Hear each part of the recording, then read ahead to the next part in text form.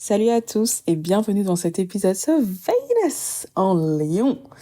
Je suis toujours heureuse de parler de toutes les positions du lion. Je ne sais pas pourquoi pas. Peut-être parce que le lion symbolise l'enthousiasme et la joie. Pourquoi pas. Et donc, avant de rentrer dans la description que j'ai faite pour cette position astrale, nous allons essayer de poser les bases pour savoir comment interpréter cette position et c'est valable pour toutes les autres positions. Donc, on commence par analyser la position en elle-même. Est-ce que Vénus est dans son signe? Non. Ou dans ces deux signes, plutôt le taureau et la balance? Non. Ni même le poisson dans lequel elle est en exaltation. Donc, il faudrait regarder les maîtres du signe dans lequel elle se trouve, c'est-à-dire le soleil qui est le maître par domicile du lion et Neptune, les maîtres par exaltation. Et donc, c'est très important, déterminant même pour vraiment comprendre euh, la force, entre guillemets, de cette Vénus, de regarder ses maîtres, en fait. Donc, parce que c'est à eux qu'elle est soumise. Ensuite, Vénus, de quoi est-elle maître réellement dans le thème que vous regardez, si c'est le vôtre? Où se trouve la cuspide du taureau? Où se trouve la cuspide du signe de la balance? Ou même celui du poisson, hein, qui est le- pour rappel, hein, le signe par exaltation que maîtrise Vénus, sachant que chaque astre amène toujours ses caractéristiques ou plutôt ses symboles, ses analogies, enfin, utilisez le mot qui vous convient dans la maison dans laquelle il se trouve. C'est-à-dire, Vénus en maison 6, par exemple, va ramener tout ce qui caractérise Vénus dans la maison 6. Elle va se supplanter à Mercure, qui est naturellement en analogie avec la maison 6. Bref, je vous ai déjà fait des épisodes dessus, n'hésitez pas à les regarder. Ensuite, enfin, ce qui permet vraiment de voir si cette Vénus est très importante, parce que malheureusement, quand on s'intéresse à l'astrologie, et les livres ne vous le disent pas suffisamment, mais tous les aspects, toutes les positions astrales ne sont pas importantes. Voilà, j'ai fait un épisode pour vous aider à déterminer si un astre est dominant dans votre thème. N'hésitez pas à aller le regarder. Je pense qu'il est vraiment très bien. Je le réfère à beaucoup de personnes et ça vous éclaire parce que vraiment tous les astres ne se valent, toutes les positions ne se valent pas. Donc, faut pas vous prendre la tête à essayer de comprendre chacune d'entre elles. Parfois, ça sert pas vraiment. Et selon l'astre en question, parfois vous êtes juste trop jeune même pour essayer pour que cet astre-là agisse réellement dans votre vie. Je pense à Saturne, par exemple. Donc voilà. Ensuite, sauf s'il est dominant, évidemment, ça va de soi. Et donc, je vous ai pris des thèmes de 4 personnes qui ont Vénus en Lion dominante dans leur thème. Donc, les thèmes qui sont vérifiés, hein, parce qu'il y a beaucoup de thèmes. J'ai vu Madonna et Selena Gomez, mais leurs heures de naissance ne sont pas sûres. J'adorais hein, avoir vraiment les vraies heures de naissance de Selena Gomez notamment, mais malheureusement, il n'y a pas. Donc, je vais m'attarder sur un des 3 thèmes qui est en français, des 4 thèmes, pardon. Et je vous invite à écouter à la fin car je trouve que c'est assez intéressant pour bien comprendre le symbolisme de cette position. Maintenant, rentrons dans le vif du sujet. Vénus en Lion. euh, Vénus en Lion, en fait, j'aime bien parler d'abord des images symboliques. Donc, parfois, parce que parfois, ça se traduit littéralement. Donc, Vénus en Lion, c'est l'image d'une union spectaculaire, d'une union extraordinaire et d'une union un peu transcendante qui sort vraiment des cadres. Donc c'est vraiment quelque chose d'assez grandiose en fait, Vénus en Lion. Vous savez que Vénus c'est l'union, donc le mariage, mais aussi un contrat ou une, une, une union, tout simplement une association avec quelqu'un ou autre chose. Ensuite, c'est aussi l'image du savoir-vivre maîtrisé hein, par le lion. Vénus en Lion, c'est aussi l'image d'un amour vraiment prononcé de la vie mondaine, donc des soirées, des bals, des spectacles, des concerts, ou des personnes qui aiment sortir à les brasseries, qui aiment aller au carnaval, qui aiment aller dans des clubs. Voilà, c'est vraiment l'image de quelqu'un qui aime la vie, qui aime la ville aussi. L'image d'un citadin, on peut dire ça aussi comme ça. Ensuite, Vénus en Lion, c'est aussi l'image de l'amour de la monarchie, hein. Le lion, vous savez que c'est ce que ça représente, et des codes de la monarchie aussi. Et d'ailleurs, le thème que je vais vous prendre en exemple est un exemple parfait de la symbolique littérale de Vénus en Lion. Aussi, Vénus en Lion, c'est aussi, vous savez que Vénus, ce sont les autres, et c'est aussi des rencontres. Donc, c'est l'image d'une rencontre artistique, ou dans les lieux, ce que symbolise Vénus, le lion, par exemple. Donc, les ambassades, les jardins publics, les bijouteries, les brasseries, comme je vous ai dit, les carnavals. Je pense que ça se dit au pluriel. Et voilà.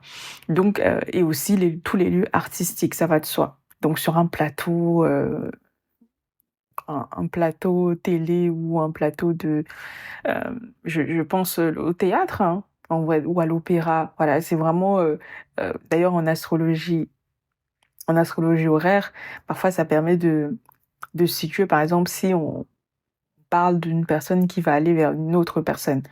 Autrement dit, si une personne consulte pour savoir quand est-ce qu'elle va, qu'est-ce qu'elle va rencontrer à l'événement ou à l'endroit auquel elle se rend, en fait. Voilà. Et aussi, Vénus en Lion, c'est l'image d'un partenaire célèbre, hein. Vous savez que Vénus, c'est le partenaire et la célébrité, c'est le solaire. Euh, Bien que ça peut être aussi autre chose, mais vraiment la célébrité au sens pur, euh, c'est solaire. Après, parfois, ça peut être uranien, ça peut être neptunien. D'ailleurs, Neptune est le maître du lion, vous voyez. Euh, et donc, Vénus en Lion, pour entrer dans le caractère, je pense que ça peut donner quelqu'un qui aime les enfants, tout simplement, parce que le lion, le soleil, ça représente aussi les enfants, même si les enfants qu'on a, en général, c'est plus Jupiter. Euh, le soleil, ou alors quelqu'un qui va aimer jouer. Donc, jouer dans tous les sens du terme. Mais le jeu, en général, vous savez que les enfants, ils apprennent par ça. Donc c'est aussi naturel qu'ils aiment les enfants. C'est quelqu'un qui va avoir un sens aigu de la loyauté, le genre de personne qui n'aime qu'une personne pendant très longtemps. Vraiment pendant très longtemps, limite au-delà de la mort en fait. C'est incroyable. Moi j'ai déjà rencontré des personnes comme ça, qui n'avaient pas forcément la position de Vénus en Lion, mais qui étaient Soleil en Lion, maître de la maison 5. Toi, c'est des trucs vraiment très solaires. Et, ou alors des personnes qui vont, quand ils vont fixer leur dévolu sur quelqu'un, et ça va être très difficile de les lâcher. Elle va avoir l'impression de trahir la personne en s'intéressant même à quelqu'un d'autre. C'est fou.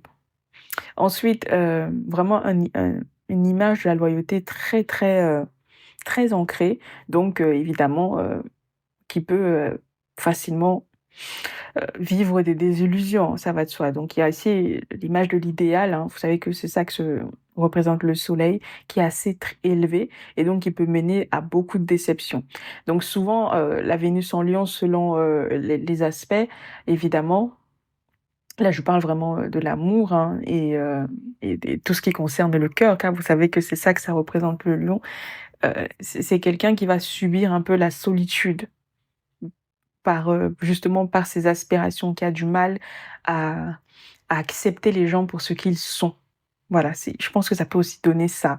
Euh, mais qui veulent toujours que la personne se surpasse, se déplace, se dépasse, sorte un peu du cadre, sorte un peu de l'ordinaire, fasse quelque chose de... Voilà, et qui aime presque des personnes qui n'existent pas. Ouais, j'exagère, hein. Ouais, vraiment j'exagère. D'ailleurs, j'exagère souvent. Et ensuite, c'est aussi une position qui peut apporter beaucoup de faveur aux personnes. C'est des gens qui, je suppose, doivent être très sympathiques, surtout si Vénus est dominante et si le thème est très feu euh, ou très solaire. C'est des gens qui doivent être sympas. Donc, on a des amis facilement. On est admiré aussi. C'est l'image d'une beauté spectaculaire aussi, j'ai oublié de le dire. Donc, une beauté qui fait un effet, en fait, visuellement, surtout. Vous savez que le lion, c'est aussi les yeux. Donc, le soleil plutôt. Voilà, c'est quelqu'un qui marque visuellement aussi une personne qui va aimer, ou alors qui va aimer créer des objets marquants. en fait. Ça peut être ça aussi. Car le lion, c'est aussi la créativité. Et les bijoux et parfois le maquillage, hein, si vous voulez. Donc vraiment quelque chose qui pète, quoi. Après, avec Vénus en Lion, comme ça symbolise aussi les rencontres, on peut être amené à rencontrer beaucoup de personnes importantes. Voilà, selon où se trouvait Vénus, donc des ambassadeurs, des hauts fonctionnaires, des grands artistes ou créateurs, des magnats d'un domaine, etc. Ou des personnes qui sont vraiment très importantes. Voilà, ça s'exprime pas toujours par l'argent, évidemment, mais des personnes qui dégagent quelque chose, qui ont une autorité. Voilà, si je peux le dire de manière un peu plus large. Et aussi, voilà, c'est un peu aussi donner des personnes qui ont beaucoup de manières, qui savent, qui sont raffinées, qui peuvent aimer le luxe, qui peuvent aimer les belles choses, les grandes choses, les choses qui brillent, hein, si on prend au sens littéral.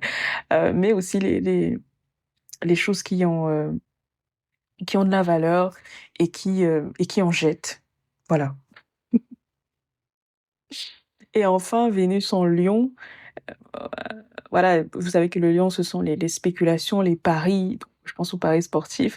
Des personnes qui doivent beaucoup aimer ça, qui peuvent avoir de la chance, hein, comme je vous dis, c'est selon la position du Soleil et de Neptune, et surtout si Vénus est maître de la maison 5, euh, qui concerne les jeux, ils peuvent avoir énormément de chance, mais si c'est des très mauvais aspects, bah, ça peut leur faire perdre beaucoup d'argent et voir les mener à la faillite, quoi. Parce que le lion, il est fier, le lion, il accepte pas de quand il perd, il pense qu'il peut regagner. Je sais pas si vous avez déjà rencontré des joueurs compulsifs. Moi, j'aimerais bien regarder leur thème astro. Ah, ça serait intéressant. Des gens qui ont perdu de l'argent, des grosses sommes ou des gens qui sont addicts, hein. Ça serait intéressant de voir ça. Bien que l'addiction, ce soit neptunien aussi. Et Neptune est maître du lieu. Ensuite, c'est aussi quelqu'un qui peut aussi se perdre dans les jeux de séduction. Donc, c'est le genre de personne qui va tomber amoureux d'un amour de vacances et qui va jamais l'oublier et qui, 30 ans plus tard, est marié avec des enfants. Pas toujours pour ça, cette personne, quoi. Aussi des amours naïfs, mais vraiment des amours passagers. Donc, selon le thème de la personne, ça peut être difficile d'attirer l'attention de cette personne qui aurait cette Vénus.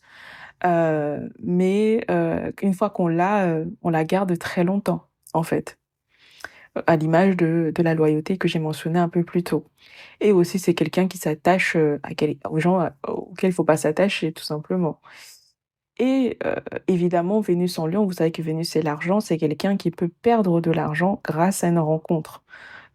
Donc ça peut être une rencontre amoureuse, une rencontre amicale ou n'importe quoi. Donc surtout si Neptune, hein, est mal disposé dans le thème ou est associé à cette Vénus. Car vous savez que Neptune, c'est tout ce qui nous échappe, tout ce qu'on perd et la douleur aussi. Voilà pour ce que j'ai à vous dire sur Vénus en Lion. Je pense qu'il y aurait tellement d'autres choses, l'amour de l'érotisme, des plaisirs excessifs, mais vraiment le plaisir donné à une seule personne ou tourné vers une seule chose et, euh,